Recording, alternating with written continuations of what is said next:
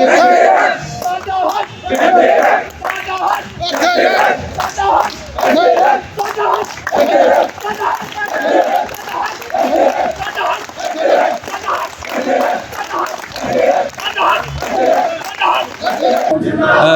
Neeraj Kumar, secretary general all India ESI employees federation. और ये जो धरना प्रदर्शन ये सब जो कार्यक्रम चल रहा है, लोग काला बैच लगा करके अपना रोष व्यक्त कर रहे हैं।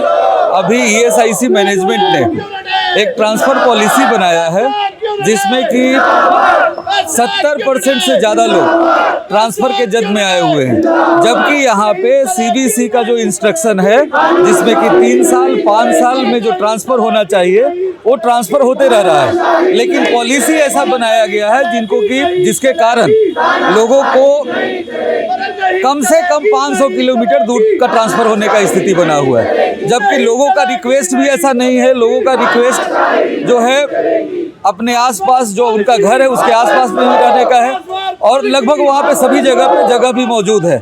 और इस ट्रांसफ़र पॉलिसी को इम्प्लीमेंट करने में कॉरपोरेशन के ऊपर 150 करोड़ से अधिक का खर्च आने वाला है। और ईएसआई स्कीम गरीब मजदूर जो फैक्ट्री में काम करते हैं उनके अंशदान से ये स्कीम चलता है। इतना बड़ा ह्यूज अमाउंट में जो खर्च किया जा रहा है, जिसके कारण इनके अपने कर्मचारी भी परेशान हो रहे हैं। मजदूरों का जो कंट्रीब्यूशन है उसको इस तरीके से बेकार किया जा रहा है। इस पैसे को उनके लिए कोई एक अच्छा स्कीम के लिए लगाया जाता तो ज़्यादा बेहतर होता। और यहाँ पे जो कर्मचारी हैं वो परेशान हो रहे हैं।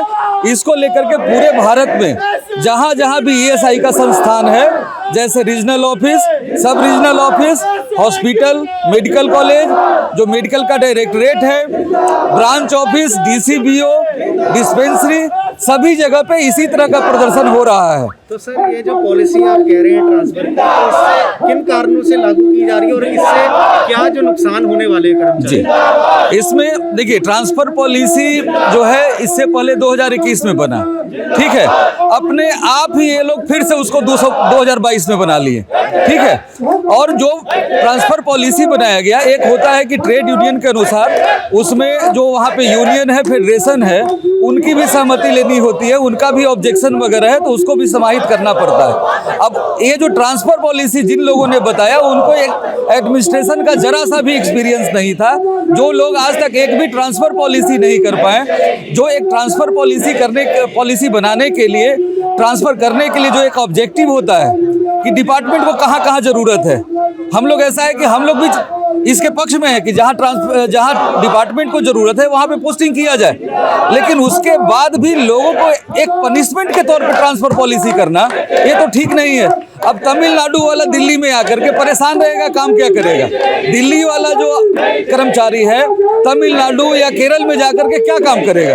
तो इस तरीके से एक हरासमेंट करने के लिए, अपने ही कर्मचारी को हरास करने के लिए इस तरीके का पॉलिसी बनाना ये गलत है।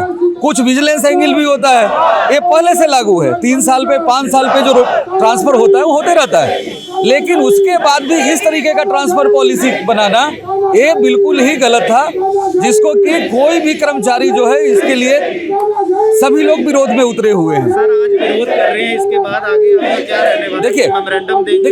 मेमोरेंडम हम लोग इसके पहले 3 मेमोरेंडम दे चुके हैं। जब ड्राफ्ट हुआ उस समय भी दिए, और उसके बाद जब ये लोग फाइनल अपने आप ही लोग फाइनल भी ले आए, किसी का विचार उसमें सुने नहीं, फाइनल लाया, उसके बाद भी हम मेमोरेंडम दिए। उसके बाद जो है अभी फिर हम इनको मेमोरेंडम दिए हैं, और उसके बाद भी 1 महीना के बाद हम लोग इस तरह के विरोध प्रदर्शन पे उतरे हैं। तो हम लोग का जो भी बात है नियम के अनुसार इनके पास पहुंचा रहे हैं, और जो हम अभी भी उम्मीद कर रहे हैं कि जो उसमें जो हमारा रिप्रेजेंटेशन दिया हुआ है उसके ऊपर जस्टिफाइड तरीके से उसके ऊपर निर्णय ले, ट्रांसफर पॉलिसी को ठीक करें, और जिसमें कि सभी के लिए, ईएसआई के लिए बेनिफिट इसी में है। अगर एक कर्मचारी दिल्ली का अगर यहाँ से 1500 किलोमीटर दूर चला जाए, 2000 किलोमीटर दूर चला जाए, अब वो तो छुट्टी ही लेते रहेगा, काम वहाँ पे क्या करेगा? वहाँ पे जो आईपी जिनको बेनिफिट देना है, सर्विसेज देना है, वो वहाँ पे सफ़र करेंगे। उसी तरह से जो दिल्ली में बाहर के लोग आ जाएंगे तो वो भी अपना छुट्टी लेंगे फैमिली के कारण से, तो यहाँ पे भी सर्विसेज जो है उसको नुकसान होगा।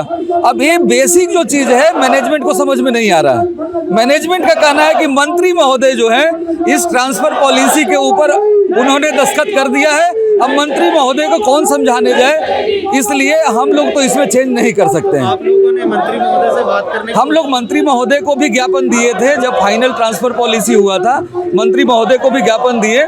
उसके बाद मंत्री महोदय इनसे कमेंट के लिए मुझे आश्वासन दिया था कि हम कमेंट मंगवाएंगे, लेकिन उसके बाद भी ये लोग क्या किए कि लास्ट ईयर जो है ट्रांसफ़र पॉलिसी रेगुलेट नहीं किए, बोले कि हम आपका जो कैडर है अभी ट्रांसफ़र नहीं करेंगे। फिर इस साल उसी पॉलिसी को लागू कर दिए। अब हर एक साल का ये समस्या होने जा रहा है, जब भी होगा नए साल में ये चीज़ आ जाएगी। जब भी ट्रांसफ़र पॉलिसी में जब ऑप्शन खुलेगा लोगों के लिए, लोग इसी तरह से करेंगे और 10-15 दिन जो है काम सफ़र करेंगे।